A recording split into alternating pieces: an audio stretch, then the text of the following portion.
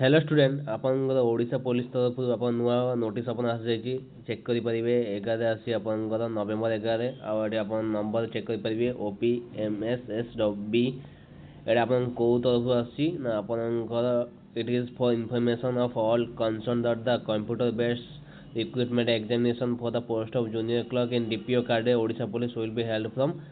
16 नवेम्बर 2024 तो आपनकर ओडिशा पुलिस जो जूनियर क्लर्क अच्छी तार एग्जाम आपन केबे हबार अच्छी ना आपनकर 16 नवेम्बर तो आपनकर स्टार्ट हो the candidate concerned are advised to download the admit cards to know the details about examination तो आपन आपन एडमिट कार्ड डाउनलोड करदेवे तो से जापर आप सेंटर कौट पड़ी आप टाइमिंग के एग्जाम तो तो आपनकर कौ साइट आप डाउनलोड करेंगे आपन ओडिशा पुलिस .gov.in जाइए आप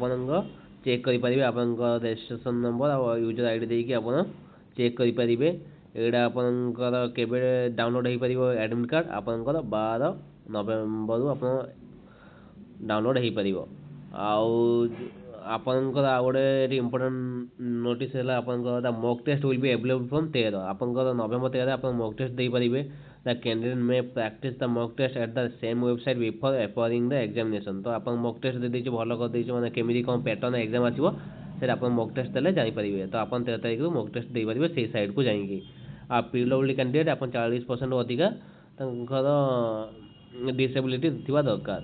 तो यहाँ आप इम्पोर्टाट नोटिस जो मैंने भी जूनियर क्लर्क पकड़ भिडियो सेयार करदेव कारण आप एग्जाम आसी जाइए नोटिस आप एग्जाम 16 नवेम्बर माने आउ 5-6 दिन आप एग्जाम रहा तो से हिसाब से आप